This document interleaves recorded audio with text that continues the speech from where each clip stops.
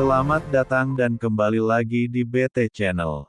Pakar komunikasi politik Effendi Ghazali menyebutkan konsep teori pilihan ke tengah atau jalan tengah yang sedang terjadi di Indonesia saat ini. Teori ini menurut Effendi menguntungkan bagi bakal calon Presiden Prabowo Subianto yang mendapat suara dari warga yang berpaling Ganjar Pranowo atau Anies Baswedan.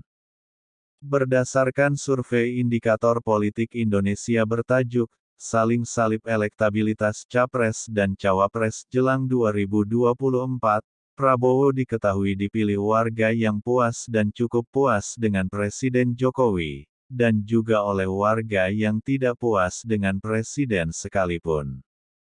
Yang warga puas ada ke Prabowo, yang nggak puas juga ke Prabowo. Jangan-jangan, ini berlaku teori pilihan ke tengah, yang berlaku umumnya di Amerika Latin dan kita amati cukup terasa di Indonesia, ujar Effendi dikutip dari rilis survei indikator politik, Senin, tanggal 5 Juni tahun 2023. Effendi menjelaskan, pada teori pilihan tengah atau jalan tengah ini berlaku orang yang berpaling dari satu pendulum atau calon presiden dalam hal ini tidak langsung berpaling ke pendulum lainnya atau capres yang berseberangan, tetapi cenderung ke tengah. Effendi mengasosiasikan pendukung Anies dan pendukung Ganjar yang berseberangan. Sehingga jika pendukung salah satu capres ini berpaling, maka tidak ke capres lawannya, melainkan di posisi tengah yang diasosiasikan ke Prabowo Subianto.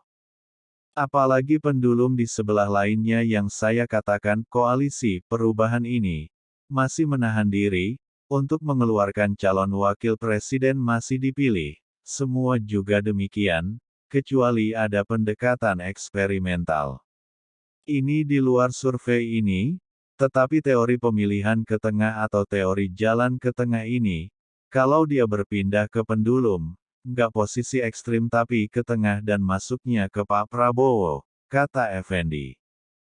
Karena itu, jika kelompok pendukung Anies melakukan serangan kepada kelompok pendukung Ganjar atau pendukung Jokowi yang notabene didominasi pemilih Ganjar, maka belum tentu suara yang beralih ke Anies.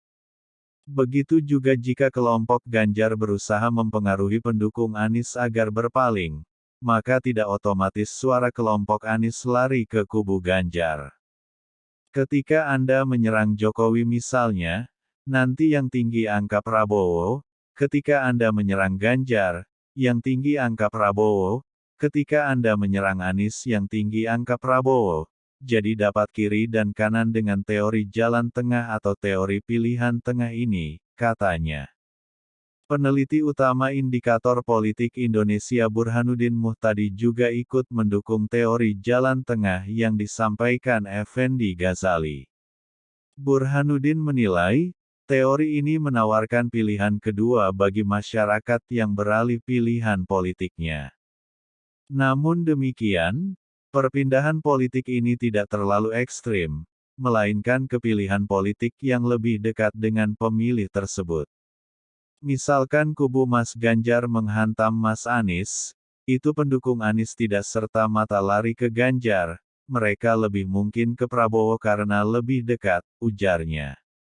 Begitu juga kubu Anies yang rajin menyerang Ganjar maupun kebijakan Jokowi, maka pendukung Ganjar yang kecewa atau terpengaruh dengan serangan itu, tidak lantas memilih Anies.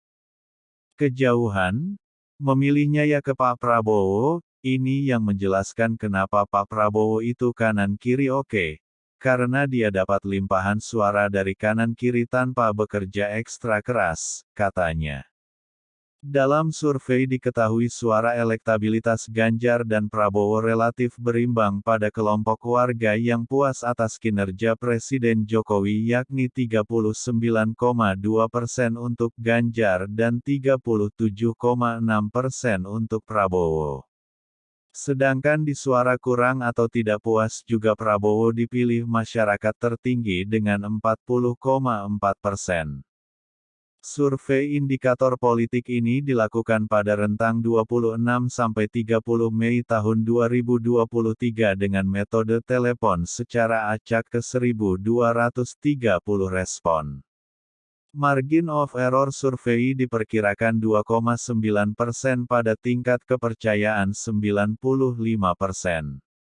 Bagaimana menurut Sobat BT semua tentang hal ini? Silahkan berikan komentar dan sarannya. Terima kasih.